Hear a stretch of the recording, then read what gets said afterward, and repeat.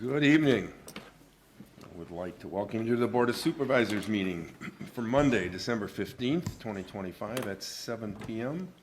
Please join me in the Pledge of Allegiance. I pledge allegiance to the flag of the United States of America and to the republic for which it stands, one nation, under God, indivisible, with liberty and justice for all. Thank you.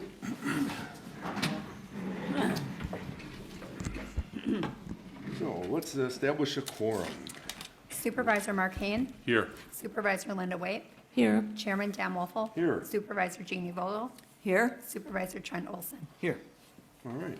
So we have a quorum. Meet and greet. I don't know if there's anyone in the audience that would like to speak on anything. You have to wait, I'm sorry. It's okay. But hearing no one else under public participation, the agenda properly noticed. The agenda was properly noticed. Motion to approve. A motion to approve the agenda. Motion by Trent, second by? Second by Mark. All those in favor signify by saying aye. Aye. Opposed? Way to go. Approval of the approval of the minutes, Board of Supervisors meeting from November 17th. I'll make a motion to approve the minutes from November 17th, 2025. Motion by Jeannie, second by? Second? Second by Trent. All those in favor signify by saying aye. Aye. All right. Right on time. Brings us to a special report by Jeb regarding the update on the E911 fire signs in our community. You have a mic there, so if you would grab that, you can pick it there. You can take it out if you like and hold it.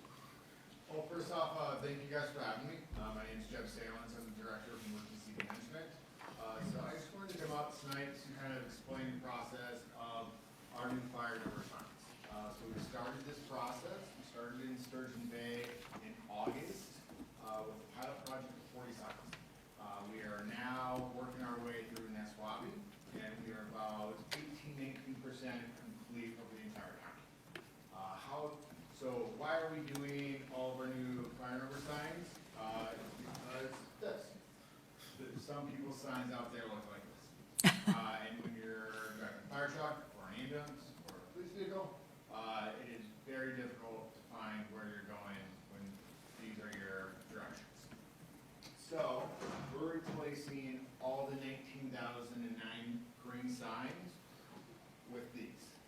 These are going to be blue new signs. They're going to be perpendicular to the road, so they're going to stick out like this.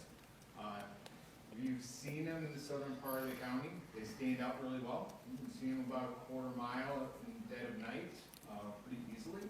So our project is set up in phase 1 and phase 2. So phase 1, our crews will go out like they are right now, and any sign and posts that are in the correct location and in good working condition, they will switch out that green sign for a blue sign. We use a simple set of brackets on the post just to attach the sign to. Any sign or any post that may be in poor condition, not within 20 feet of the driveway, or is just, let's say, maybe it's on a tree or on a wooden post, but not on its original metal post, we will put in a new metal post that we have. In order to do that, we need to call Digger's Hotline, and so we'll need to have them come out, mark any utilities underground, just to make sure we're not putting that post into any utilities. So as of right now, it's a little hard to get some posts in the ground. We have been able to, and we are still working out in the communities, but that part of the process is probably going to be delayed till springtime, just because it's snowing every couple days now, and it's really hard to see where any utility lines are being marked. So just for the safety of our crews and just the convenience of the project, we're probably going to wait till spring to do that part of the project. So we are working our way through Neswabi. We have probably another couple weeks there, especially with the holidays. It might be 2 to 3 weeks, and then we'll be on to you guys.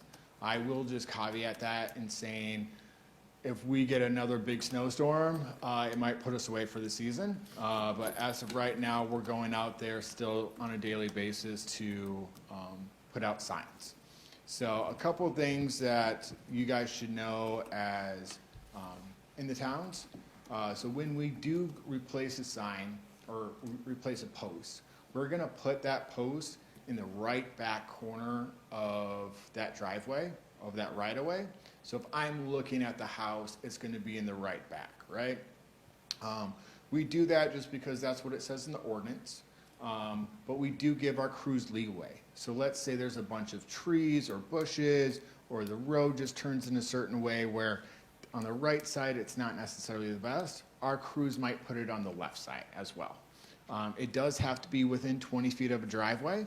That way it's close enough for our emergency services vehicles to identify that sign goes with that road. So they'll do that, and then if any of your residents receive a letter about visibility, it's because our crews went out there, replaced that sign, but saw that there was a bunch of brush or trees or something else that grew kind of around the sign.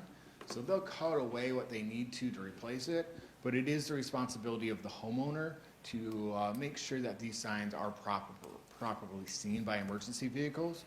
So we will send them out just a letter reminding them that their sign's been replaced and that it is their responsibilities to clean that up. Some people do want to save their old signs. So if anyone out there does want to save an old sign, we just ask that they write save on the back side of the sign.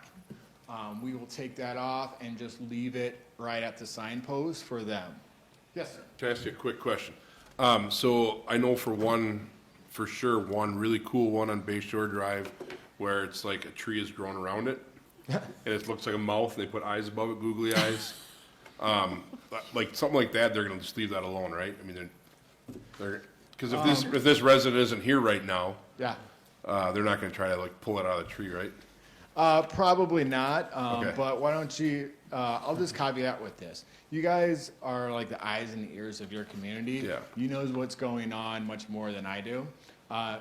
Let me know that address, and then I'll make sure that when we get to it, that crews just leave it in place, and that the homeowners can decide what to do with it. Yeah, I'll be going through there tomorrow, actually, and I'll let you know.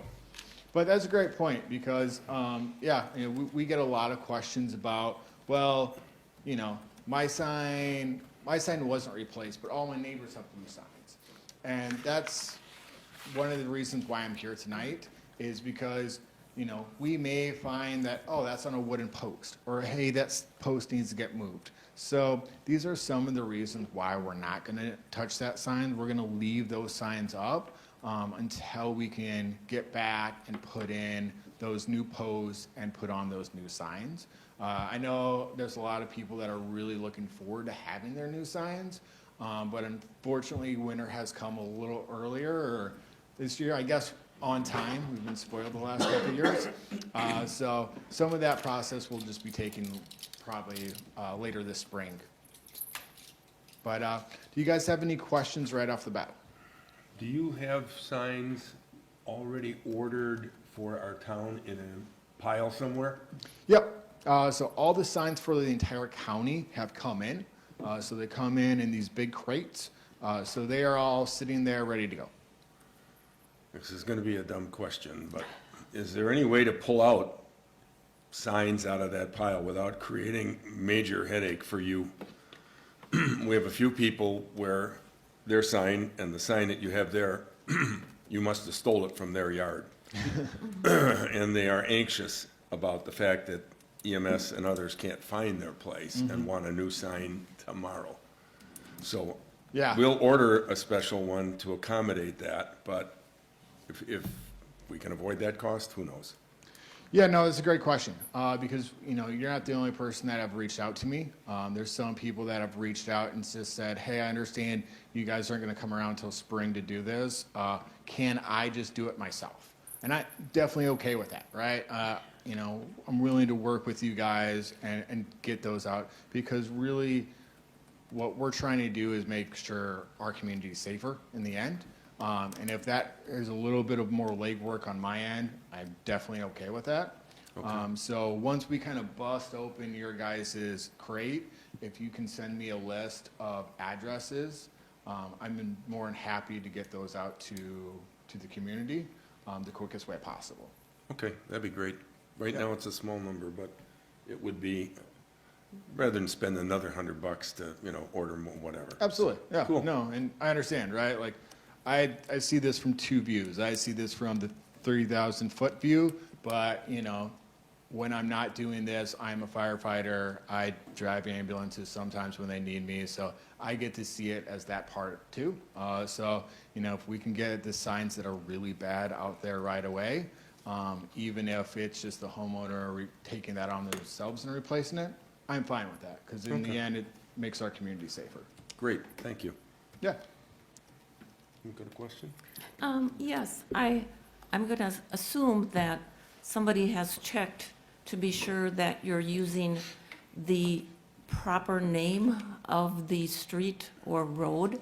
I know in the past, for instance, 5381, capital B-A-Y, space, capital S-H-O-R-E, whereas other signs have Bay Shore as one word, or County P might be abbreviated CTY, and then on other signs, it's spelled out with the county. So I'm hoping that everything will be consistent and you've checked for the proper road name. Me too. We could have cemetery, remember, there's 2 cemetery spellings on the same street. Yeah. That's one of my Before major this, peeves. before this project started, we had our GIS department, Zachary Short, reach out to all the towns with most commonly misspelled names. So that maybe our system had one spelling, their system had a different spelling, and just tried to correct those. In the end of the day, you guys are the towns are kind of the ones who decide what the roads are going to be named. So we rely on you for that information. But Zach did do a great job of just trying to figure out, running through the data and saying, do we have different spellings? Do we have different ways of looking at this? I'm not going to promise that it's perfect, but we haven't run across an issue yet. So, if there is anything, again, let me know. I'll hand my cards out tonight so you guys have my phone number and direct contact information. That way, any problems do come up, reach out to me, whether it's a missing sign or, if someone forgot to put save. For an instant, we had a military family a couple weeks ago. They've moved all around the states, right? Forgot to put save on the back of their sign. This was their first real home that they've had, and it was in a big, huge metal bin. We dug through it and found it and got it back out to them. Oh, nice. So, we'll do whatever we can to make this process easy for you guys as well. And, Nice. That was nice. and then I noticed, going through the town of Sturgeon Bay, there were several signs that were way, way back from the road. You said it has to be within 20 feet of the Side of the driveway? driveway. Yeah, from the driveway. Okay, so this sign was on, if looking at the house, this sign was on the left side of the driveway. And, I mean, it Way was, past it the was right of way. yards away from the road. Maybe they moved it. So, Yep, and Sturgeon Bay, so I'll just caveat with this, is when we started this project, we were learning as we kind of went along as well, of different things that worked, efficiencies, and, just putting some guidelines around it to make sure these posts are looking good, these signs are looking good, that when we walk away, it's a good quality that we're leaving. So, Sturgeon Bay had a couple more anomalies and new people starting off. So we've tried to correct those as we've gone along. So you guys should have a more finished product than Sturgeon Bay did. thank you. Yeah. Any other questions? I guess not. Thank you very much for the info. Yeah, thanks for having me. Great. Thanks, Jeff. No problem. You picked a good request month, too. It's one of our lower activities. All right. Moving on. Grant update. Included in your packet was a copy of the Community Foundation grant agreement. And for those people that, and I haven't seen anything in the paper, maybe it'll be this week. The town did receive a grant in the amount of $150,000 for the improvement and creation of the Shower Road project into Cape Point County Park. And so that's the good news. And the not so good news is that we're $100,000 short. So that's why it's on the agenda this evening. Just as a couple of footnotes, I've gone back to the county, and Ken Pavich has asked that the city, that the road group re-look at all the numbers to make sure that if there's any fat to trim, that it can be trimmed. I did not get anything back from them in time for this meeting. But Thad Ash is re-looking at all aspects to see if there's anything they can trim back. Our job tonight is take a look at this and take your ideas. I have one, but I'm sure you probably have the same one.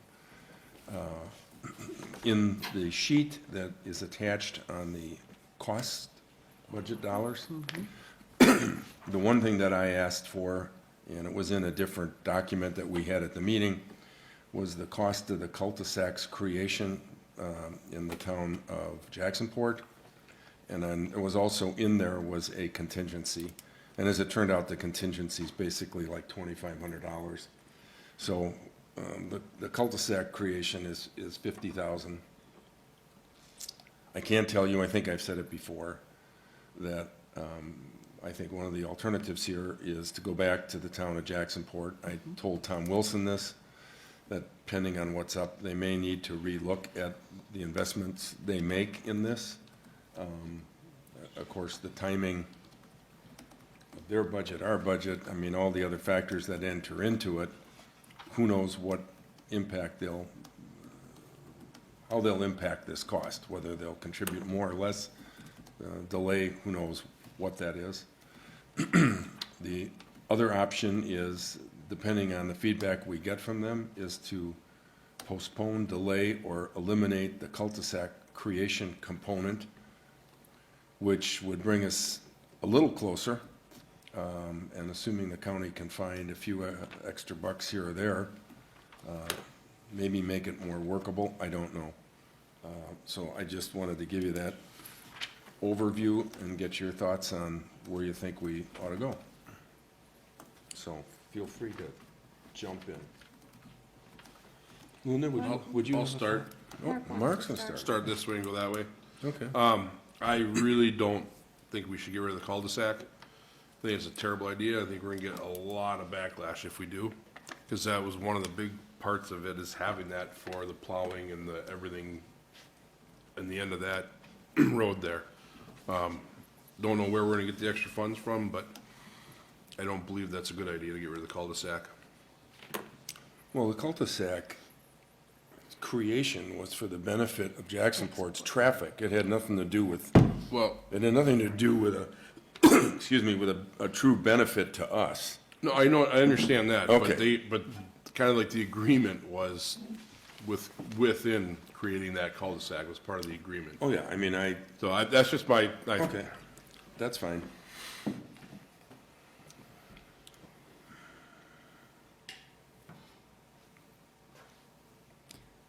I agree with you, Mr. Chairman, that I feel that Jacksonport needs to step up. And they need to contribute more because that is to their benefit, the cul-de-sac, so. Okay. Well, we already know what I said, so Linda, do you have any thoughts? I do. Okay. Cave Point is the highest visited outdoor venue in Door County. So I'm having a hard time understanding why the town of Sevastopol should be bearing the brunt of this cost. It came to light because of traffic congestion, right? basically Emergency safety. vehicle, safety. yeah. Right, and I think my initial reaction, and I think others had the same thought, well, just widen the existing road. And I've said this before, I love that winding road. I like people going slow, take time and enjoy the scenery. But then with pushback from the DNR and whoever else, that was not going to happen. And all of a sudden, we have a new straight road heading, or pretty straight, heading right into the parking lot. And now we have a $350,000 project. I think all the parties need to sharpen their pencils and get out their calculators, including the County of Door, Destination Door County, and the Community Investment Fund. This project, as far as safety and getting, like our chairman said, getting emergency vehicles, benefits everyone, especially the tourists who don't know the terrain, who may be tempted to speed. So it is definitely a tourist-related expense. Yes, residents go there too, but definitely high tourist traffic. So I would just think all the parties, plus Destination Door County, plus the Community Investment Fund, to take another look at this and sharpen their pencils. And then also the 15% contingency, 38,000, I would request they take another look at that too. Almost, $40,000 as a contingency. And I know it's $350,000 project, but everybody just needs to take a closer look at this. And there needs to be a more fair distribution of the cost. And that's my feeling on it. Okay. I don't disagree with Yeah. that. We've had that conversation as well, but it has, for the most part, fallen on deaf ears. I don't know how to go back to Destination Door County. If you have a suggestion there. I was happy by the amount. I was happy that we got a significant portion, but based on the initial feedback that we had, I thought there would be a bigger contribution. I really did. I mean, this touched, and Amy and I don't want to tell you how much time we put into this application, but way too much. It really stood out as a great fix involving 4 communities or 4 entities and tourism, and it impacted everything. And it's not to sound cheap, but it's a little more than Brussels got for their restroom. So I don't know what option we might have, or if any, so throw it out there. Could I make another comment Sure. too, please, Mr. Chairman? I've talked to other municipalities. I went through the list of grants that the Community Investment Fund has made over the years, and I've talked to a couple other municipalities and asked them if they had received the full amount that they requested. Neither of them did. So their thought was kind of on the same lines of ours. We wouldn't be asking for the amount if we didn't truly need Need it. it. Right. I mean, for us to turn around and say, oh, sure, we have an extra $107,000 laying around in our pocket, we wouldn't have asked for that if we didn't truly need it. I mean, we're being transparent and upfront. So maybe, what did they use for criteria? Apparently, they think this project is worthwhile. 150, yes, that's a nice, healthy sum. So they must think it's worthwhile and has merit. But help us. Well, yeah. Otherwise, the taxpayers of Sevastopol will be bearing the brunt of this. Oh, yeah, and we're not, we bumped up our road construction this year, but that does not cover the delta that's in there. So, even if we agreed to do it, which would be doubling our component, I know. I think the other one I really like is the toll road idea, although it might be difficult to implement. I don't know. Trent? So I'm sorry. Oh, go ahead. are keep we going. going to just hold off on this for a while then, or? Well, I'm gonna, I really don't have much to add. That was well put. I'm not going against anybody on any of that. No, I just, we've already ponied up we agreed to 50,000. This 150, it's nice, but it just, yeah, it doesn't get us there. I just don't see the project moving forward without additional help. So maybe it stays where it is, and, you know, I've said I like, now that I have a motorcycle, I love riding Shower Road, and maybe I'll get to do that a few more years till we get some additional funding. well, from my perspective, I'll certainly go back and take this to Jacksonport. I think there are a lot of people that live on Shower Road that are gonna feel that this cul-de-sac is really something that they need. It's important to them. So I will do that. On the destination, or I should say, well, I don't know where I'd start there, but we could have the conversation, but I think what I'll do is this. I think I'll wait till we get the final revised numbers from the county to see what fat they might have been able to trim out of this, to see what the real net is and what the delta is.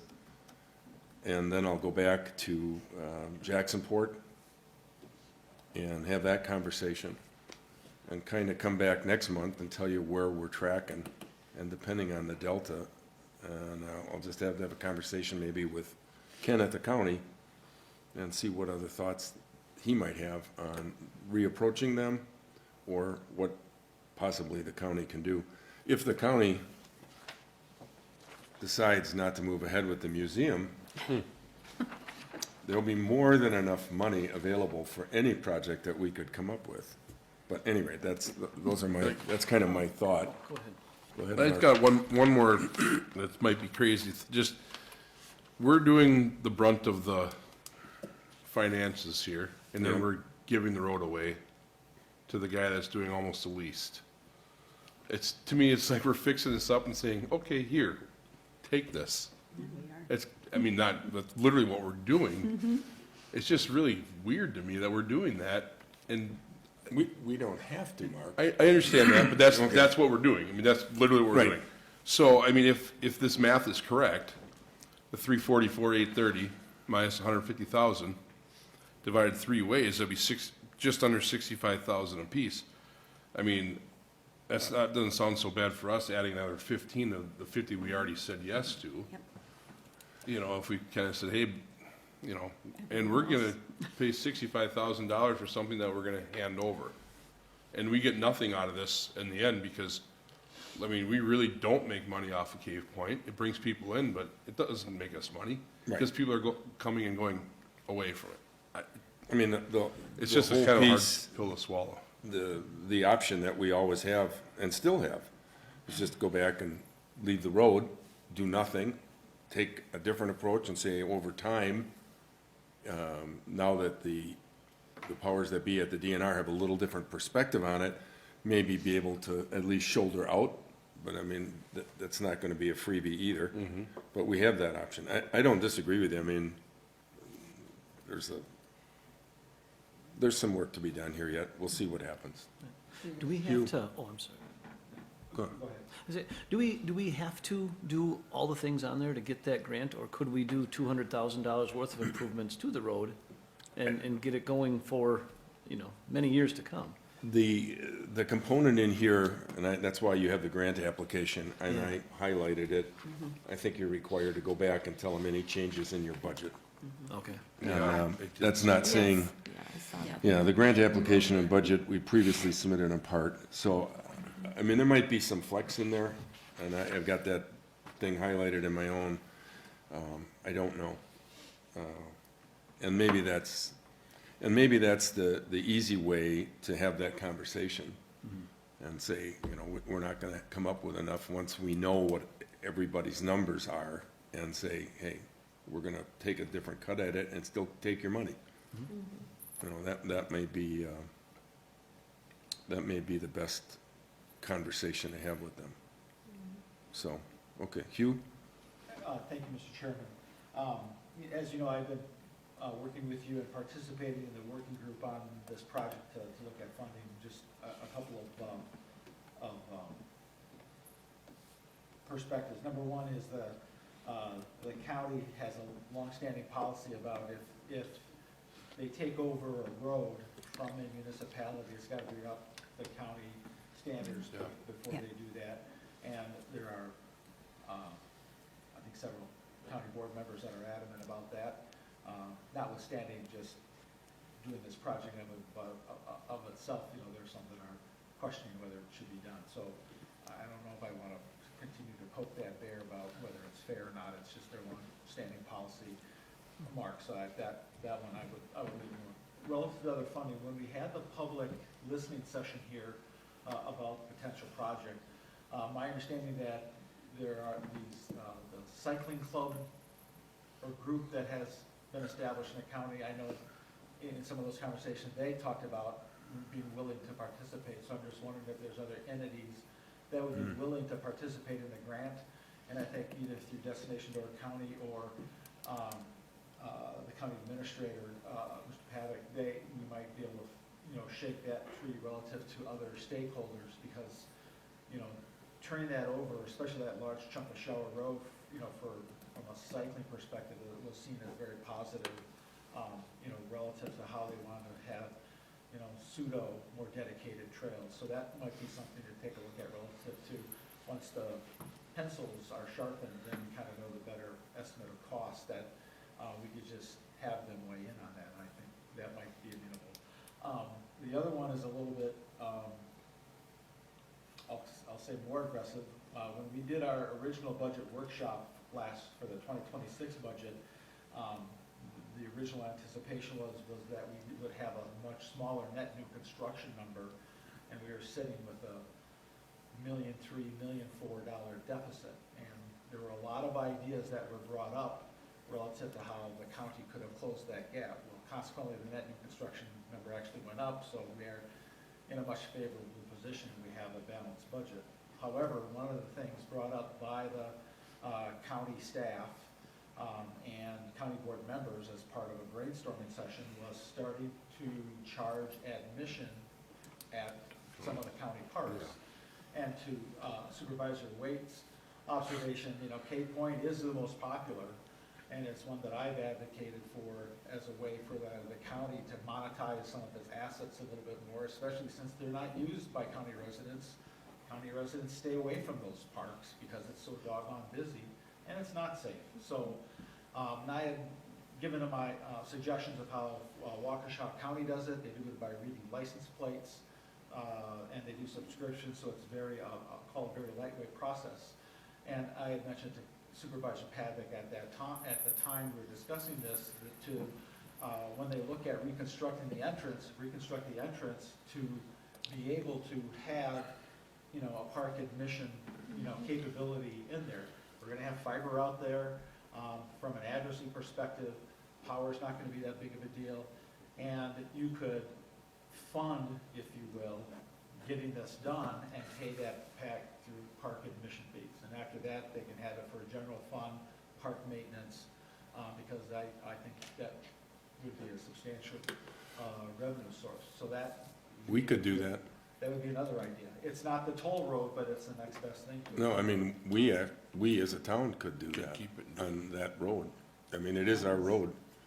So I'm not saying that's what we want to do, but there was been a suggestion that we don't plow it, that we put a boulder there. There's been all kinds, I mean, it's not the friendly approach, but, But that would be another suggestion. Right. Suggest going to the county administrator, because you could, if you will, put that infrastructure in with the promise to pay through Yep. fees.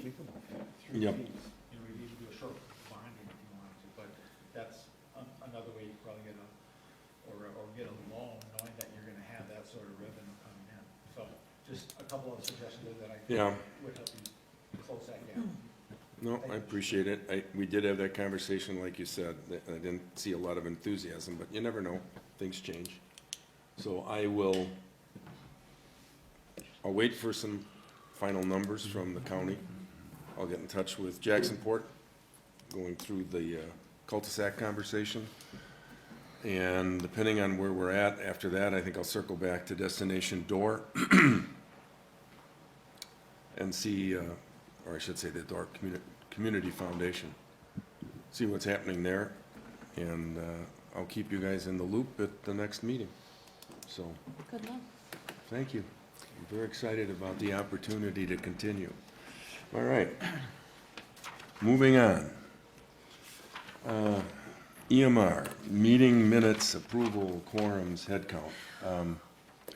I put this on the agenda for a variety of reasons.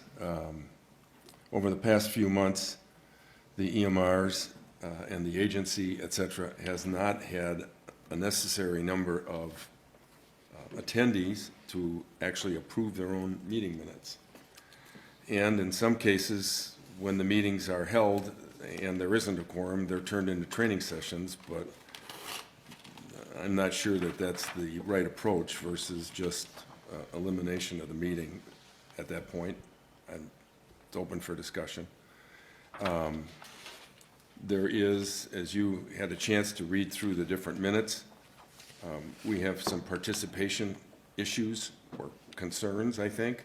We have some people that are highly qualified and extremely willing to put themselves out there to take the calls, sometimes almost to the extent that they're a one-man EMR committee. And we have a request for head count, and there's some conversations in the minutes, or I should say some notes in the minutes that talk about one of the ways would be to increase head count by trying to drive participation, and if the participation isn't there, perhaps we do some reduction in head count in order to offset the new people that maybe are more, desire to be more active. So it's kind of like just a giant topic that I thought maybe Trent would take us through all of the different things and help us better understand it, and then we can discuss whether we think these ideas, especially as it relates to head count, have merit. I don't want to let Trent go back to the EMRs or an agency and say, these are where we're going, and then they come back to us and we reverse course. Don't want to put him in that position. And then the last item in there is, how do we increase participation both at the meeting level and also, at the EMR actually responding to the call. So with that, Trent, I'm just going to leave it with you for a few minutes and kind of get everybody grounded on where you see this. Sure.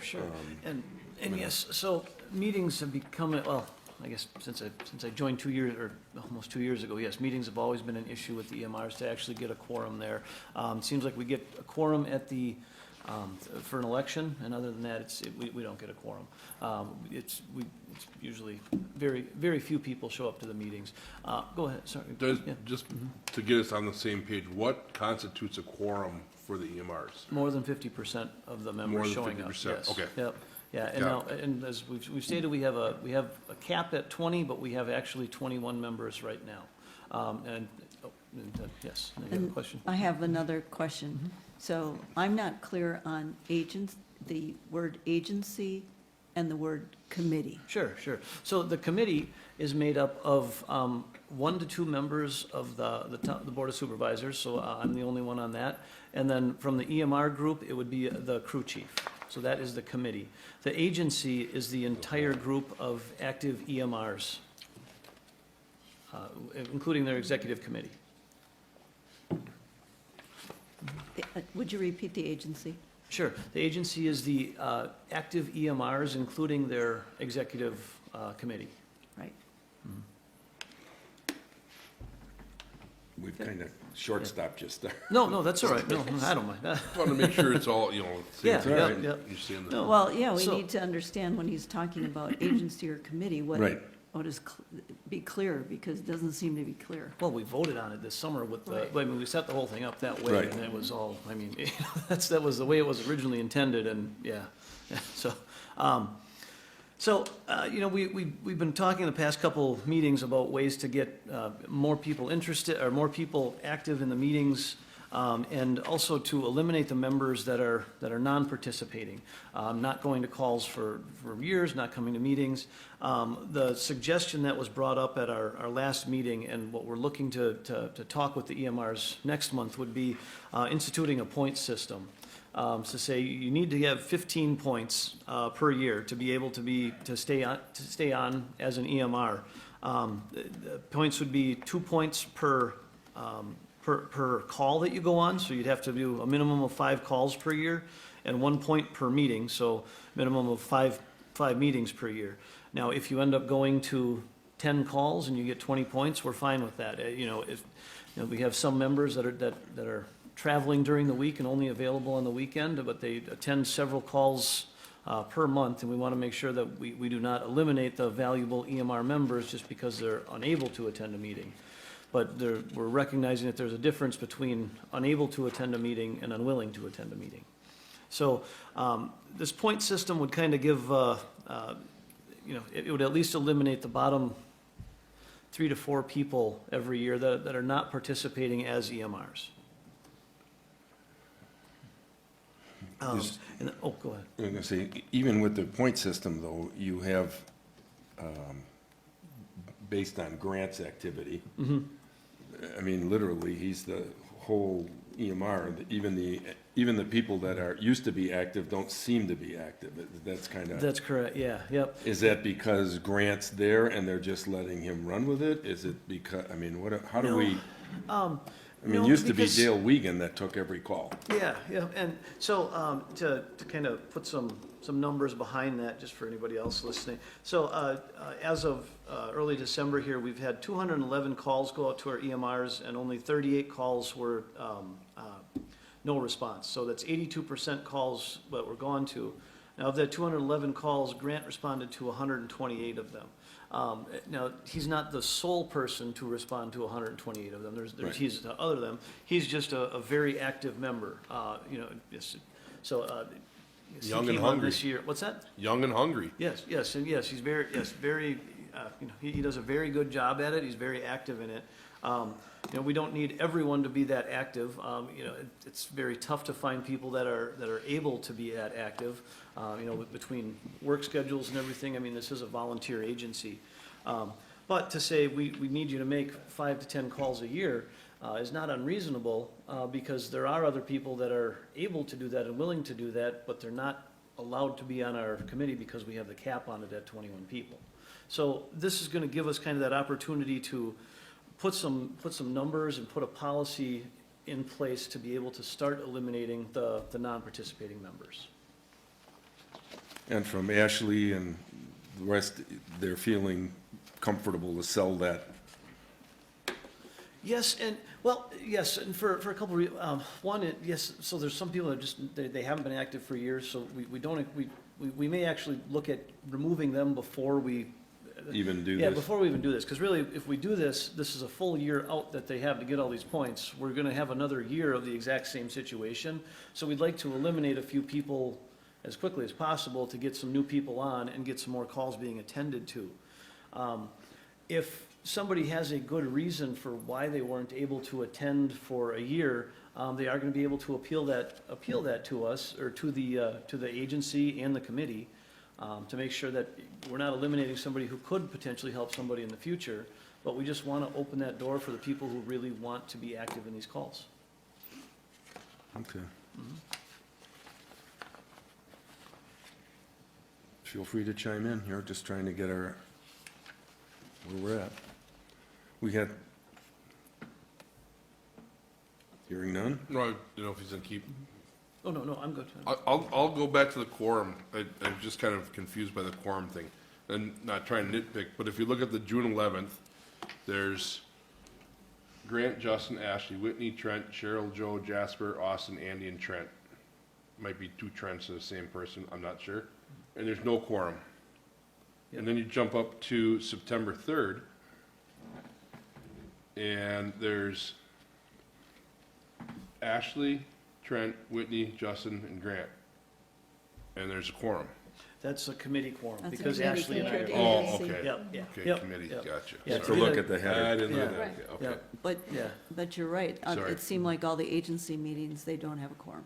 No, we have not had a quorum since the February election. So the next question would be, how can you conduct business if you don't have a quorum? And it seems like business is conducted even though there isn't a quorum.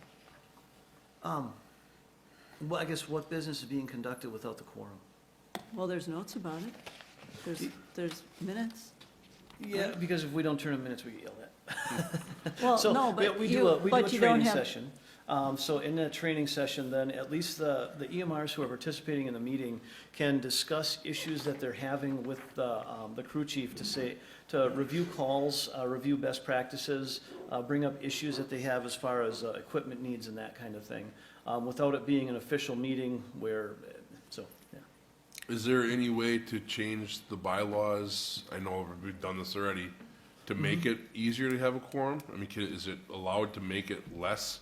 So Yeah, you can- but the no. I understand that, The idea, Mark, would, I mean, there's a couple of, I got a couple other bullets here that maybe will help.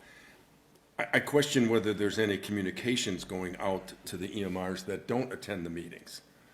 Because there's no minutes going back, and Ashley's not communicating with them, so they're not even aware of whatever little training might be happening at a meeting, because they didn't get a recap.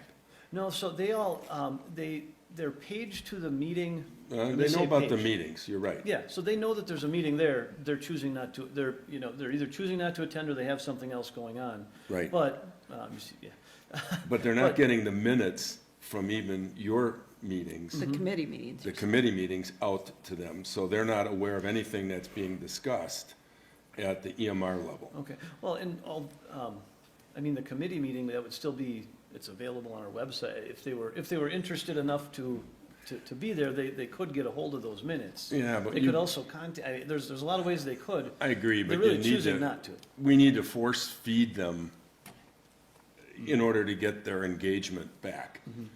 I guess that's really what I'm thinking. We need to drive the quorum activity and, you know, try and get everybody to participate. So I don't know. I mean, I don't know. I think at one point in time, we had asked two. Do we have an equipment inventory yet from all of the EMRs? Did that ever get accomplished? I believe They it's were- still in process. I know they've got quite a bit of it. Okay. Yeah, but then there's a few people that are very inactive, so, you know, to find out whether they have anything. But it's really, the crew chief doesn't feel that it's on the crew chief to eliminate members. That's, you know, kind of an entire agency decision. But is it on the crew chief to get on people about finding out where the equipment is, if that hasn't been done? Yes. No, I'm and again, asking. If they're just non-responsive, I mean, Okay. yeah. Well, if they're non-responsive, that gives you an answer that they It does. probably shouldn't be on the, I agree. I'm me. sure the crew chief would agree. Yeah. But yeah, yes. Well, I think we need to figure out, I mean, I know, I talked to a couple of people regarding it, and I know it's always been a problem trying to get them to show up for meetings, but it's their group, it's their training opportunities.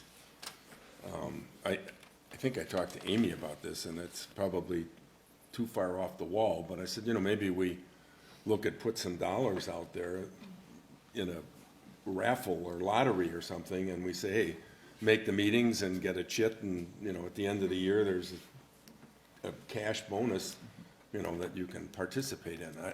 I don't know. I mean, I'm open to any ideas.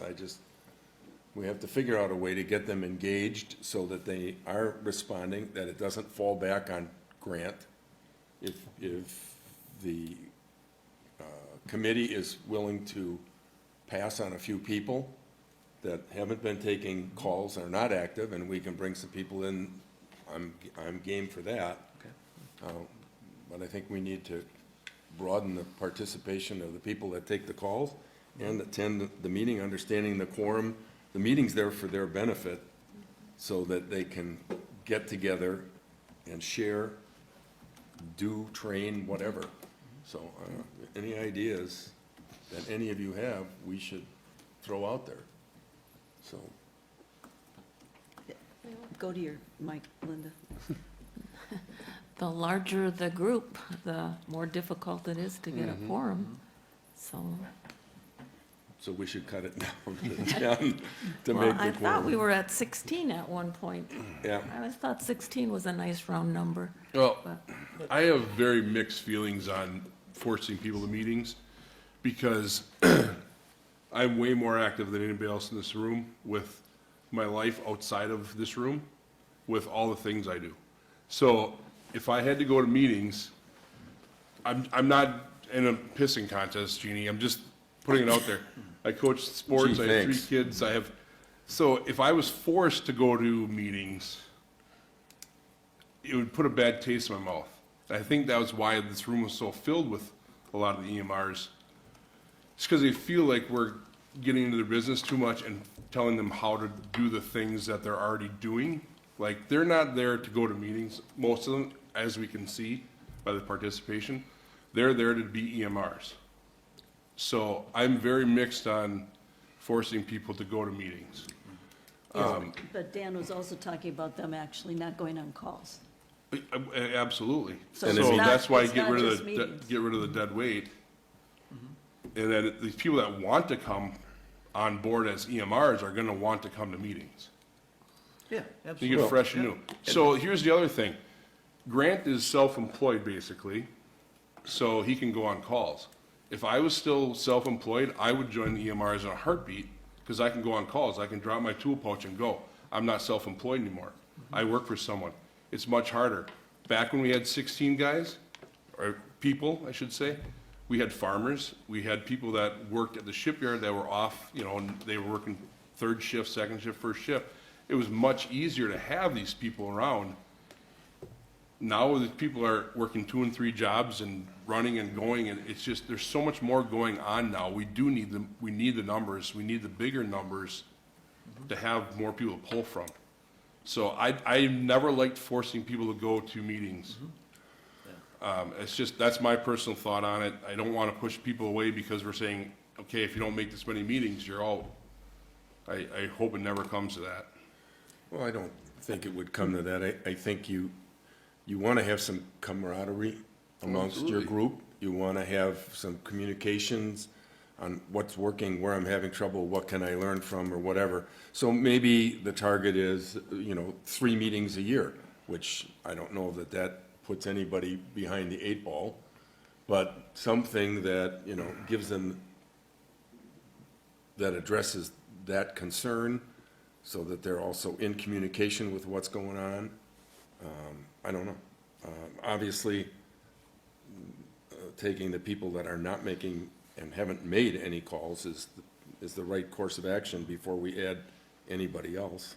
Yeah, and I think that trying that, what you're talking about, the institute, the points system, doesn't sound like a bad idea. I mean, it sounds like a good idea. It's action, Yes. right? So, yeah. I agree with Dan though, I don't know if he was getting to the point of making an email, but having these minutes emailed to all the committee members. Right. Sent out there, everybody's got email. If you don't, I guess you could Yeah. mail them a paper copy. That's what we do on some of our committees, right? But yeah, I think everybody needs to be involved. Get the correspondence. I mean, they need to be aware of what's happening around Good them. idea. and even if they aren't official minutes, label it discussion only and no action taken, but at least you're letting everybody know Right. what was discussed. Mm-hmm. Yeah. And they get a sense for who did come to the meeting as well. So Mhm. I think that would be one. When's your next meeting? January, Is that your election meeting again? yes, yep, January 7th will be the election meeting, yep. And are we anticipating any changes, just out of curiosity? I guess I don't know that, so. Okay, there's no groundswell at this point. No, I mean, no, Okay. I don't know, yes. So I guess, yeah, okay, so you'll historically get a good turnout at that meeting? yes, yep, Okay, so yeah, at that meeting, either prior to or during that meeting, you'll discuss the point structure? yeah. Yes, we'll get their buy-in on the point structure. Communications process for them? Sure. What are you try to do now for committee meetings? How often? We try to do monthly. Monthly? Yeah. And agency meetings? Try to do monthly. We throw it out there for monthly, because if the committee's gonna be there, a lot of times, some of the members show up for the committee meetings, so, yeah, we try to do monthly, but, yeah. So using Mark's conversation or thoughts, maybe we just go to a quarterly meeting and anybody try and drive attendance quarterly or every 3 months, 4 months? And anybody that wants to attend the committee meeting is welcome to do so? Yeah. I mean, I don't know. Well, that can be part of the discussion in That, I January. agree. I'm Right. just saying, maybe try that to, I don't, Encourage. yeah, I people to- encourage that they would come. I mean, I don't want to create a barrier, but, Well, if But we need you've got to- less of a barrier if you're you're asking them to meet less often, right? right, You're not putting the pressure on to, if you will, for monthly meetings. okay, So, I mean, it's worth discussion, certainly. okay. Bring that up. So, your meeting will be before our meeting? Yes, it will. Okay, then we'll put it back on the January agenda and see, hopefully you don't need Band-Aids. And No, no. No, we shouldn't need Band-Aids, but I believe, at that meeting, we'll be just, once we have the new crew chief elections and that kind of thing, we'll be discussing the inactive members, and, hopefully voting as a group to then bring that to the board to say we'd like to remove these 3 members, 4 members. Okay. And then, start bringing in some new blood. Okay. Anybody else have any adds to that? Those are open to the public meetings, right? The Yeah. committee meetings are, the agency meetings are not, because there are, Oh, yeah. You can get into, private, yes, Yeah. privacy. Privacy. So that's, what's this one? This is gonna be a committee meeting? No, It is agency. This will be an agency meeting where they vote, yes. Agency. Because they're going to vote. Okay, good enough for now. We'll put it back on January. Moving on, we have the contract for our clerk treasurer, Miss Amy. So in here, which we will approve, there's 2 changes. One, she decided to take the raise we're going to give her. I don't know how that happens. Doesn't ever seem to have any issue with that. But also, she will be reaching the time with us that we're looking at revising her vacation period to 4 weeks. It's 10 years, right, Amy? 10 years. 10 years of fun she's had with us. And so in the contract is a proposal to allow her to take 4 weeks of vacation as part of that contract. So if any of you have any questions, if not, we would want to make a motion to approve that for her. I would move to approve the Move to approve. contract with our clerk treasurer for the period January 1st, 2026 through December 31st, 2026, as presented. I would like to make the motion to second that. So we have a motion by Linda and a second by Dan. And let's have a simple, all in favor, signify by saying aye. Opposed? Did you want to raise your hand, Amy? I don't get No. a vote. Motion carried, thank you. We're glad to have you for another year and longer. So, okay. The next item is the approval of Republican, Democrats, and unaffiliated election officials. And as you might recall, Amy gets a list of all of the people submitted that would like to be considered for elections. That list is enclosed here, and all we need to do is a motion to approve those people so that she can work with them for next year. Are you looking for a motion motion to on approve the the- appointment of election inspectors and the, Yes, election officials, so just the election officials, Yeah. not the party people? right. Okay, All of them. No, all of them. okay. It's all of So them. All. that's what I was asking. Oh, What are you looking for? Sorry, a motion for all elections. participant. Workers, officials, the word's officials, sorry. Are you making that Making the motion? motion? Ms. I Elko? can. Thought that's what, I want a clarification of That's how all you right. wanted it. So, okay, I'll make a motion to Everybody- approve the appointment of election inspectors, that list, as well as the inspectors nomination list for the Republican Party of Door County and the Democratic, Wisconsin Dems or Democratic Party of Door County.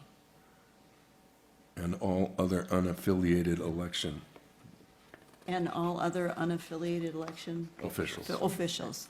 All right, we have a There you motion. go. I'll second that mouthful. Motion by Jeannie, second by Mark. All those in favor signify by saying aye. Aye.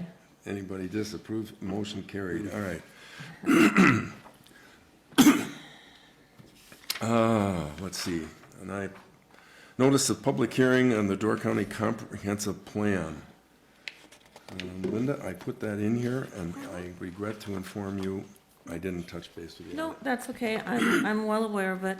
On Okay. Thursday, January 15th, 2026, starting at 3 PM in the afternoon at the Government Center, the RPC will be holding its public hearing on some proposed zoning text amendments. There's about 17 sections, I believe, that they're going to be looking at. Again, it's a public hearing available to everyone. I will probably attend that. I did submit some suggestions to the land use director, Karen Bailey, some time ago. So she has those notes from me, but I do plan to attend. Okay. Did you read the 90 pages, 92, I think. Linda? I scrolled through, I paid more I attention did. to I the mean, public notice It was, they did some good stuff. a lot, yeah. Some of them really makes, I mean, you know, you look at codes and stuff like that, a lot of them don't make sense, but they did. Hugh, were you on that one? I chair the committee. I know. I know, I was being facetious, I saw your name on there. Thank you very much, you did yeoman's work down, it's a lot of work. It's, yeah, and there's some common sense things in there, I was surprised by that, because they're not supposed to be common sense, right? No, it's very good. All right. Next one is building inspection updated fee schedule. I can tell you the old if anyone's particularly interested. It's pretty minor. Basically, they've bumped a fair number of things up based on square footage. The square footage cost has gone up from 10 cents to 15 cents or 10 cents to 12 cents. Different flat fees like manufactured homes have changed from 200 to 300. They've restructured the family dwellings a little bit. Used to be from 0 to 750, it's now 0 to 999 and $750 state seal. So it's basically a revision to all of their fees, and according to our town clerk treasurer, these are the same fees as proposed to the other communities that they work with, which is basically about 2/3 of the Door County towns. So they need us to approve that if there are no issues or concerns. Mr. Chairman, can I Yes. ask a question? It seems to me there was some discussion on the occupancy bond and how to enforce that, Yes. or did I dream that? No, you're right. Right, you know, how does the building inspector enforce that? Apparently, there's been a couple instances where the person or the people have already moved in, they didn't have their final inspection, but they're asking for the occupancy bond to be returned, and usually the builder collects it, so maybe the owner doesn't even know that there's an occupancy bond. So was there any resolution on that? I'll ask our clerk. There was no resolution that Yeah. was made on that. I know that some suggestions were to maybe increase that $400 occupancy bond to something larger. Because $400, even if you're a builder, is not worth the paperwork sometimes to get that $400 back. So that was one suggestion. Could we institute a penalty? Like, for a zoning permit, if you start your project before you have your zoning permit, you might get a fine or a penalty. Maybe we need to do some, or, when is our contract up with, it's not annually, I think it's a 3-year contract, 3 or but, 5, yeah. or Right. 5, yeah. I would have to look at the Yeah. date for that. Something to think about. Well, they're gonna be in here this week. We're meeting, on Thursday, you and I are meeting with Kyle, Kyle Oh, on okay. Wednesday. Thursday? Wednesday or Thursday? Wednesday. Wednesday, Yeah.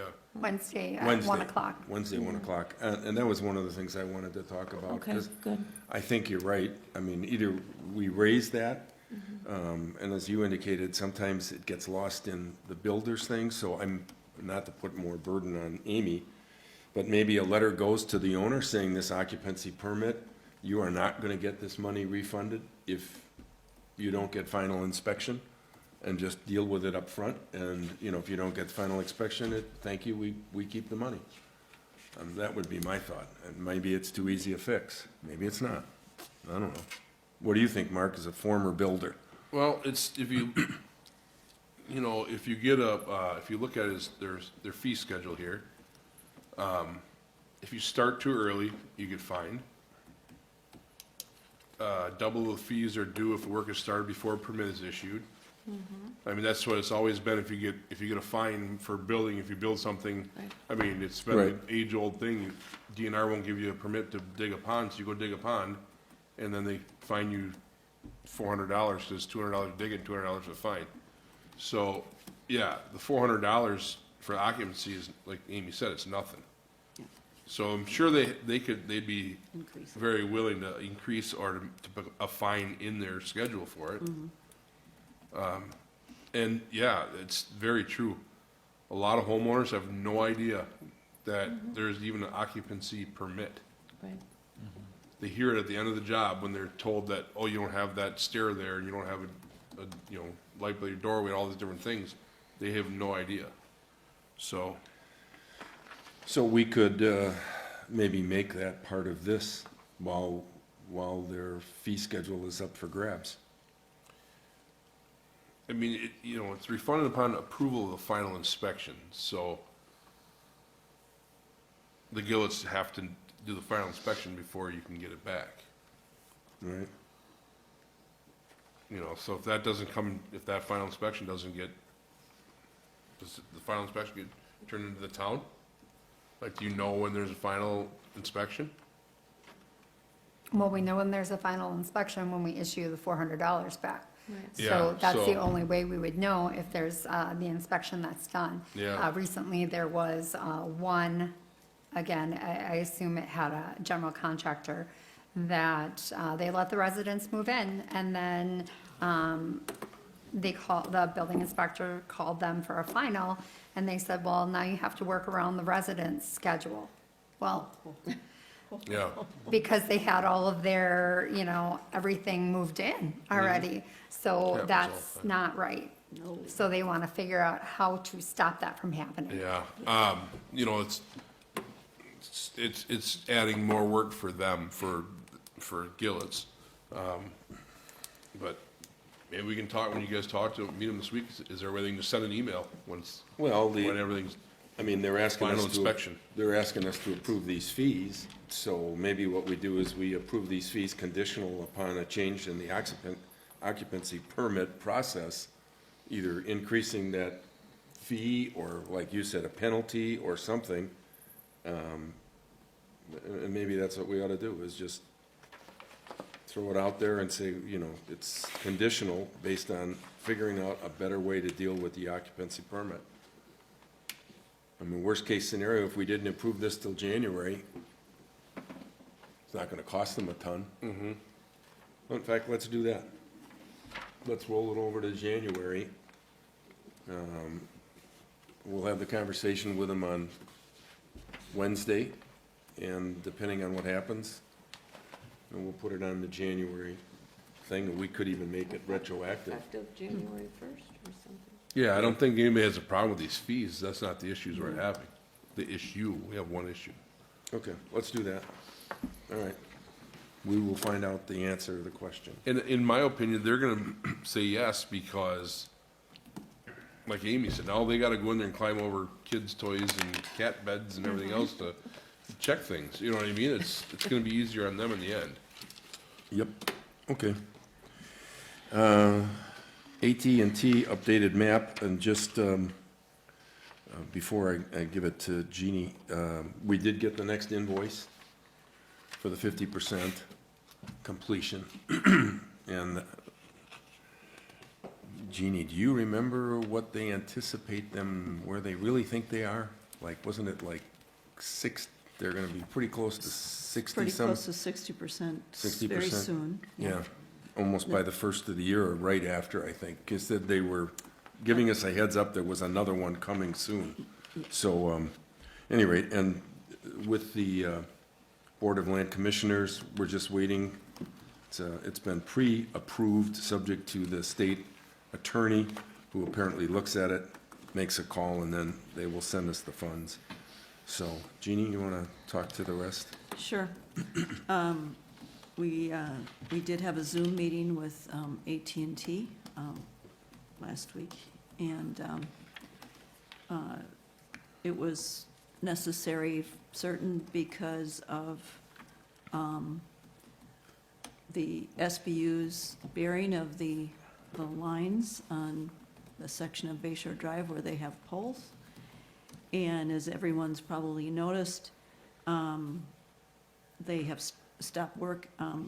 SBU uses H&H to do the borings. They were able to, the boring was very difficult because of the extreme conditions, rock conditions, solid rock. They installed, the installation was complete on Lorry Lane, West Dunn Road, and the northernmost section of Bayshore Drive to 4433 Bayshore Drive. So that's a completion of what they're going to have done for 2025. We now have everyone on board with understanding SBU's timeframe.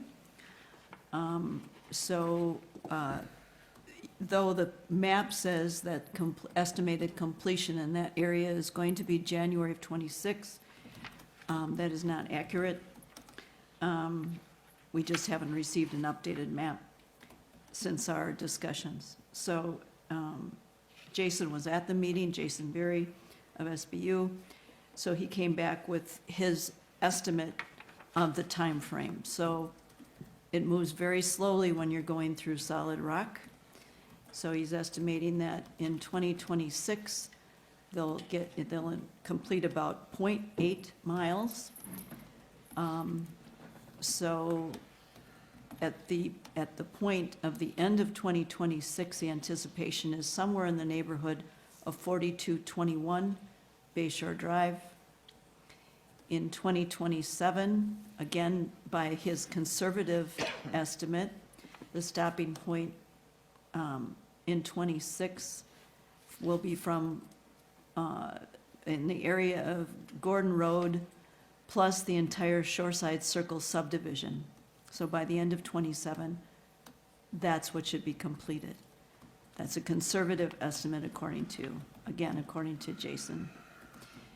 So in 2028, the approximate 1 mile route, conservatively, that should take care of the rest of Bayshore Drive to the city limits. So not necessarily what everyone would want to hear, but originally AT&T quote was about doing aerial service in that area. And of course, instead the SBU is burying, so it doesn't make sense for AT&T to hang or aerial the fiber. So they will go in the trench, and so that is now the time frame.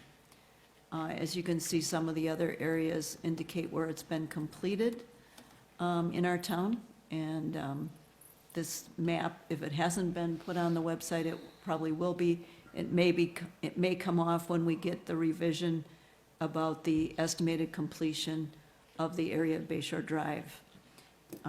Again, that is estimated. We're hoping that the rock situation gets better as they're moving south, and things can move along a little faster. Any concerns about the federal grant that was received or is in process, not yet received, by AT&T? That's something that they're going to address with the Public Service Commission, and they will keep us informed on that. I would add, excuse me, I would add a couple things in that area, which, if you look on the map, it's defined as January 26, and it's 1180 PA is how they define it. There's about 170 households in there. So out of the 2,200, those would be our stragglers, for lack of a better word. And not all of those people will be delayed as they work down the street and they do their connections. Some of those people will be moved over, we'll have an option. So I'm guessing that by the end of 26, we'll probably be down to less than 100 people. Yeah. And the good news there is they're currently served by charter. They may not be elated, but they have service today, so it's Yeah. kind of you could live with it kind of thing. So we'll keep everyone abreast as this thing develops further. But they are moving ahead, and there are a lot of people that have been connected and are pretty happy. So we'll just keep you in the loop. Thanks, Jeannie. You're welcome. Anyone else on the board have any questions relative to that? Okay. Last thing is a tax bill. Most everybody received their tax bill from the town. And the only reason I put this in here was more of a heads up than anything else. First off, you see the impact of the town's taxes on, in this case, somebody called Amy Leist. Any rate, here nor there.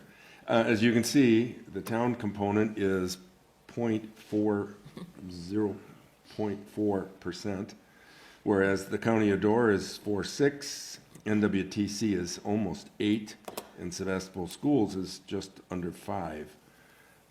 But the most important ingredient is right dead in the center where it says average assessment ratio, 0.88. That means in less than 1 year since we've done ours, we've slipped 12%. And just as a reminder, anytime we're outside 10% high or low, the state comes along and says you're going to have to do a reassessment at some point in time, not immediately. But I was frankly surprised to see that number change that dramatically in that short period of time.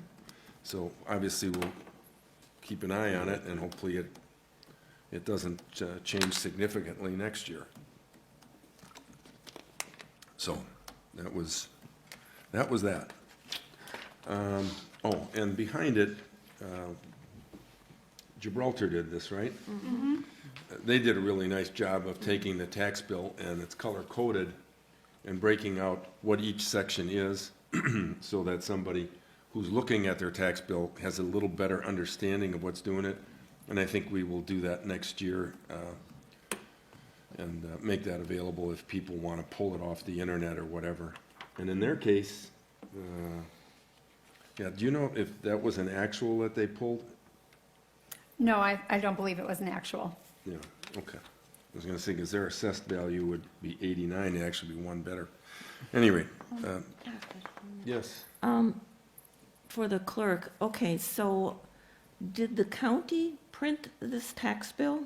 Do we have the option of asking the county to include that informational I'm not- paragraph up on the upper right-hand corner?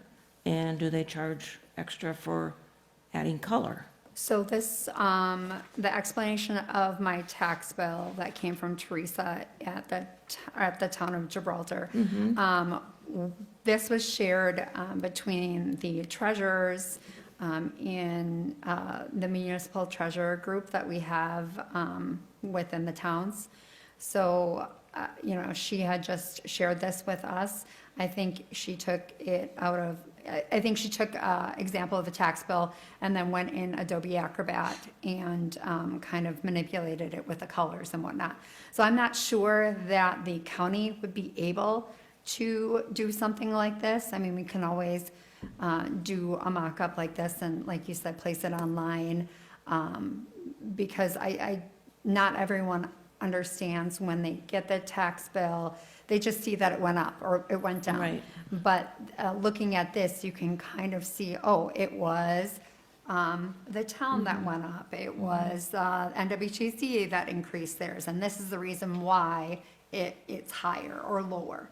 So, You know, it's, you get the tax bill and they print our sheet, your information sheet, and put it in the packet, or you're folding it and putting it in? It's an outside printer that prints it's an the outside info sheet. printer that prints it. We take it to the county, and when we get them back, everything is folded and sealed. Yep. So when I get them back, all I have to go through is stamp. But we're not allowed to put anything more in there because of cost? Correct, so you can have you can have one page, you can do double-sided if you want, but that is the most that they will allow you to place Put in in there. Okay, I thought it was a pretty useful tool. Worst case, we can put it on the internet and, you know, We could put add a, it to the insert. put we it could in add- the insert. Yeah.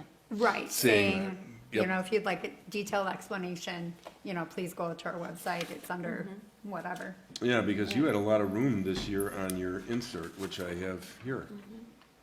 So we certainly could Sure. make that tweak one way or the other. Yep, okay, good. Do you choose the color of the paper? I do. All right. We are moving slowly along. We have to pick up the pace, right? All right. So, financial reports for November of '25.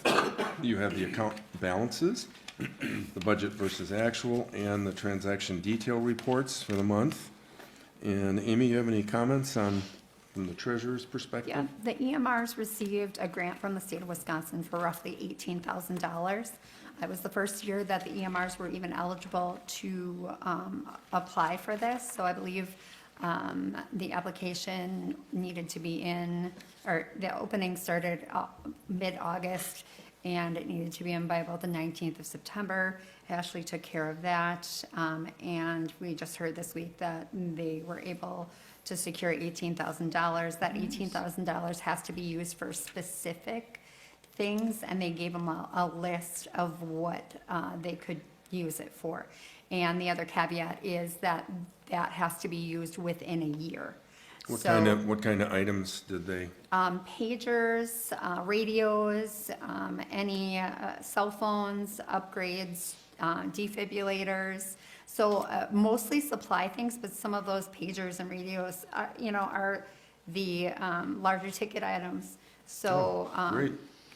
But that's something that has to be used within a year, and I don't believe our upgrade for the EMS towers and everything will line up with that. And Ashley did that? Ashley did do that, yes. Oh, Trent, thank her for us. That was very good The of other her to things take and do. are tax bills that did go out already, and residents have already been paying them.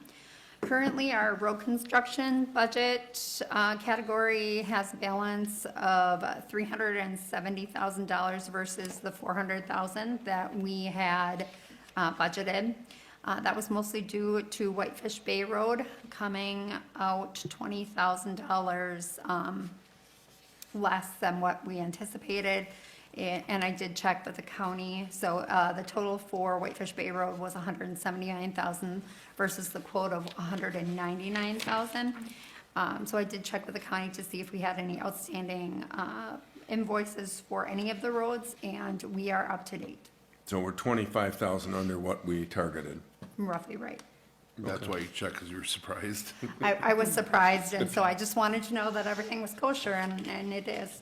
Okay, Cool. Whitefish Bay was the one where we said just run it as far as you can on 200,000, right? Yeah. we changed it. We Oh. changed that one. We changed Oh, that's it right, we went to a certain point, you're right, yeah. because we had the Matthew Road mess, and so, any rate. Yeah, okay, thanks. Yep. Matthew Road mess of 2025. Okay, Amy's got it, so we need a motion to approve the financial reports for November. I'll move to approve the financial reports for November. Motion by Linda, second by. Second. Second by Jeannie. All those in favor signify by saying aye. Aye. Opposed, carried, all right. I think everybody had a chance to sign the vouchers, bills, claims, yes? Yes? If that being the case, a motion to approve would be in order. I'll make the motion to approve the voucher bills and claims for November 18th through December 15th of 2025. All right, we have a motion by Mark, second by Trent. To approve the vouchers, bills, and claims, all those in favor signify by saying aye. Aye. Opposed? Good news, all right. Oral Committee Commission Reports Minutes. We do have the Plan Commission meeting minutes from November 11th. And does anybody, before we go, does anybody have any, you have something, Lynn? Well, I promise to keep it brief. Okay. Okay.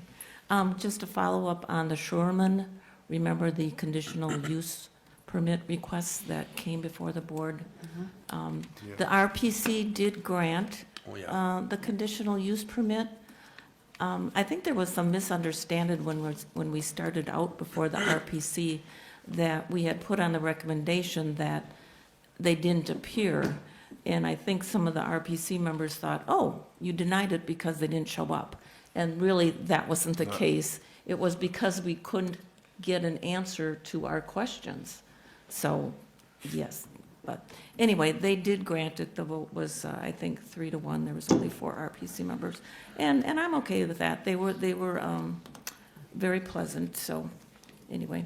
And then Destination Sturgeon Bay did ask for some input on our pages in their 2026 visitor guide. So we had 2 pages last year. I'm guessing we'll have something very similar, but there will be pictures of the pickleball courts included. So that's nice. They had a professional photographer take some pictures. The dates, as far as upcoming events, we just really have a few events, and that's the Door Master Gardener's Plant Sale, May 22nd and 23rd, and the Valmy Thresherie, August 14th, 15th, and 16th. And then, of course, the Dairy Breakfast is Sunday, July 5th. So that's it for Destination Sturgeon Bay. We did adopt the Door County Tourism Zone budget at our last zone meeting, and we have a meeting coming this Thursday. The zone also gets the opportunity to approve Destination Door County's draft budget for 2026, and that was approved. All of the questions were answered. And I think that's all I have. Thank you. Okay. Anyone else? Anything else? Hearing none? All right, so we need a motion to approve the minutes and put them on file. I'll make that motion. Motion by Mark, second by Second? Jeannie. All those in favor signify by saying aye. Aye. All right. County Board Report by District Supervisor Hugh Zettel. Thank you, Mr. Chairman. November is typically the busiest month for the county board, since there's the public hearing for the budget, as well as all the supervisors are also part of the fair board, by construction. So the annual fair board review is also handled in that November meeting, of which was conducted. I think what I just want to focus on is the public hearing on the budget. There really wasn't any public comment. The overall tax rate for the county is 2.214, and all the other numbers that get appended per thousand of equalized value, that's an 8.6% reduction versus the prior year. A lot of that driven by the net new construction number. As I said, when we were looking at the start of the budget process, we had a $1.4 million-ish deficit. And that was with a conservative number of what we thought net new construction was going to be, just based on what we saw for permit use, et cetera. But that number was actually higher. So the net new construction number increased substantially for the county, almost 20%. So that, drove the overall county equalized value to be over $13.5 billion. And so a lot of that, which is about almost 2.5% increase from the prior year. And of course, that helps drive the tax rate, reduction that people see. On the Fair Board, in the attendance increase 2,000, they had net income of approximately 20,000. Over the last several years, the county has made it a policy or adopted a policy that the fair be more self-sufficient. And so the county is, reducing its, I'll call it subsidy over time. And so with the investments they've made, with the pavilion, the fairground improvements, the online ticketing, improved social media, they've driven a lot more volume. Obviously, having the Clydesdales there also drove a lot of interest. And thank you, Supervisor Waite, for in the public comment, acknowledging the Flanagan family for their support of bringing the world famous Budweiser Clydesdales to the county. Resolutions, obviously, along with the budget, there's new jobs, revised job positions, et cetera, for the budget that also have to be approved by the county board. That was in there as well as some other donations that were made to county agencies that exceeded $5,000 that actually requires county board approval. We also updated the ordinance. The state changed their statutes relative to how they treat the handling of certain recyclables. So basically, we had to update our ordinance to reflect the state statute changes along those lines. And then relative to some other committee activities, the RPC, as Supervisor Hayne noted, we spent a lot of time looking at the revisions to the comprehensive zoning ordinance. A lot of them were changes that were kind of placeholdered over time until we could make a substantial change. And so that public hearing really reflects all those changes along with some tweaks we made based on some I guess open sessions. As part of the process that the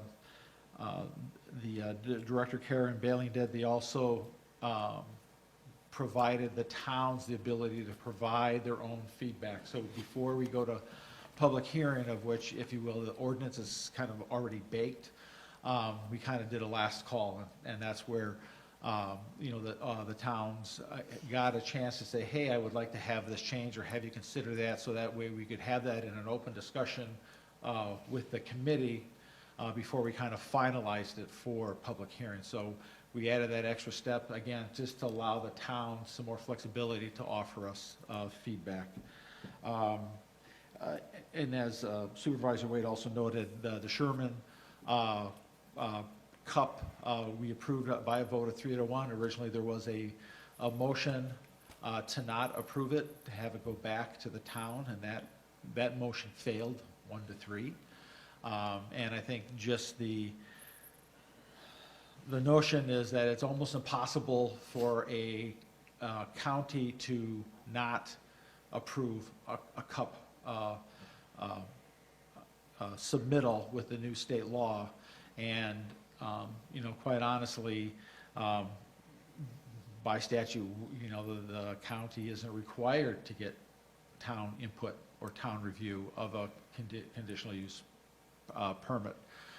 So there are some, process questions that were raised, relative to, why the party didn't attend the Plan Commission meeting or the town board, and the committee was sympathetic to that. As we all know, we all do this on a volunteer basis, and to not attend those meetings is really not fair for the investment that we all make as members serving our towns and serving our county to be properly heard. So that was taken in, and actually Supervisor made a good point that actually in the notice, it says it's up to the applicant to notify the town. And I think we're gonna see if we can make some changes on that so that they see that front and center a little bit more, just to recognize their accountability in that process. So having serving on the Plan Commission, as well as hearing the feedback at the town board meeting when this was brought, we were able to make sure we get all the concerns or questions that the town had, and make sure it was properly addressed relative to setting the conditional use permit in place, and I'm confident that it will be handled and done properly. So again, they still have to go through the permitting process as well, so questions about the pout system, et cetera, for sizing, I mean, that'll all be part of the permitting process that the county will be on top of. So I wanted just to make that known. Relative to just some things on the broadband piece, we'll have probably a more detailed report in January, but the county or the state got its BEAD funding from the federal government, the NTIA, approved. That means roughly 5,979 locations will be funded to the tune of roughly $3,700 per location. The county got a total of over about $22.6 million as part of BEAD funding to get those locations installed. It's the 8th highest award in the state. So I think kudos obviously to Jessica in helping facilitate and with the prep work that the towns did to make sure that the Public Service Commission had all the information they needed. Of the locations, again, with the new BEAD process, what the biggest thing that got changed is you get who you get as an ISP. They kind of just go to the lowest bidder, period. So, for example, town Nassau is going to have 5 different ISP providers. Oh, well, that'll be easy to deal Right. with. Wow. So, if someone has a questions, they're going to have to find out who their ISP provider is, and then, good luck. So, that's what you get for when it's free, I guess. Leave it to government. Roughly 92% of all the new locations will also still be fiber. There's a handful that are still direct, that are fixed wireless, like a Door County Broadband, et cetera. And there's also a handful of Starlink locations. So, so by and large, for all practical purposes, if anyone needs broadband access in the county, after these grants are fulfilled, every location in the county will be able to get broadband access, and the large majority of them will have access to fiber, which I didn't think we'd ever be able to make that statement I didn't think 3 that years would ago. happen. So great news there. Madam Clerk Treasurer, relative to your comment about a more readable tax report, I might suggest you get your treasurer group to bring that to the Finance Committee Okay, at the county. Serving on that committee, I think anything we do to help make tax bills more readable, I think that would be something I would love to have entertained and brought before the committee, either through Mr. Schley or through your committee chair, because I think that would be something be worthwhile to have a discussion on doing that, even if it takes some incremental funding. absolutely. And we can do that, because I think now the county does all the tax bills. I think Nassau was the last straggler, I think, last year. Yeah. So I would love to support having that brought before the committee. Okay, And then, let's see, everything else here, RPC. RPC was talked about with that public hearing coming up in January. There is one more big topic that's really not covered in that comprehensive zoning ordinance, and that is we are going to have a separate discussion with the towns relative to how we treat camping. Camping? Camping. Oh, cool. That is a very Not in my backyard. I'll Okay. call contentious topic. You know, a lot of things got worse, if you will, during COVID. You know, with, you know, campers showing up in just vacant lots, you know, no fire numbers, no proper handling of waste, you know, camping, you know, in residential yards, you know, et cetera, all that stuff. So it's a topic that has garnered a lot of feedback, and the county's going to be asking for inputs relative to how to revise and update that ordinance to address, you know, concerns raised by the towns. So I'll look forward to that. So with that, I'll be able to answer any questions that you have. Otherwise, I'd like to wish everybody a happy holidays. Thank you. Thank you. Thanks, as you. well. Questions? So, if you happen to get the Door County Pulse, there's an article that appeared called "The Southern Door Alumni Association Announces its 2025 Alumni Hall of Fame inductees." And for the benefit of the millions of people listening tonight that do not know all this information, I'm going to share with you the fact that a gentleman by the name of Hugh Zettel, who sits in front of me, was in the class of 1976, and he was in the healthcare diagnostic imaging business. And Hugh is being, I'm going to read this, it's a brief paragraph, is being inducted into the Southern Door Alumni Hall of Fame for his significant impact in healthcare and diagnostic imaging. During his 36-year career with GE Healthcare, he was instrumental in developing the world's first high-field magnetic resonance imaging MRI system. He was also granted 11 patents in the United States and internationally for innovations in radiology, imaging, remote service management, and computer-assisted surgery. Additionally, he served on Governor Doyle's E-Health Quality and Patient Safety Board, and he still is, and running again, to be a Door County supervisor. Nice article, congratulations. Congratulations, Hugh. And this picture of you in the suit, it has to be from like 45 years ago. I know, it's not the common one you see at the post office. The orange jumpsuit? Nice job. All right, let's, Thank you, Mr. Chair. you're welcome. Thank you, Hugh. All right, license, let's see. Oh, you have, inspection services recap for the month, and you also have the building permits as Amy pulled them. And I did have a chance at a recent meeting that I was at to meet the gentleman that bought what I'll call Parents Pit, Yep. who's gonna be moving from, it sounds like he's got a challenge, because the house that he owns on Bay Shore Drive is 3 times larger than the one he's moving into, so he's got his work cut out for him. Yes, but he will be building a big Yes, house. he will be, but he's gonna have a couple weeks where he'll be stepping over, as you call it, cat beds? Yeah. Cat beds, yeah, okay, I have a question on that. yes. So he was granted a permit to do an accessory building, or shed they call it.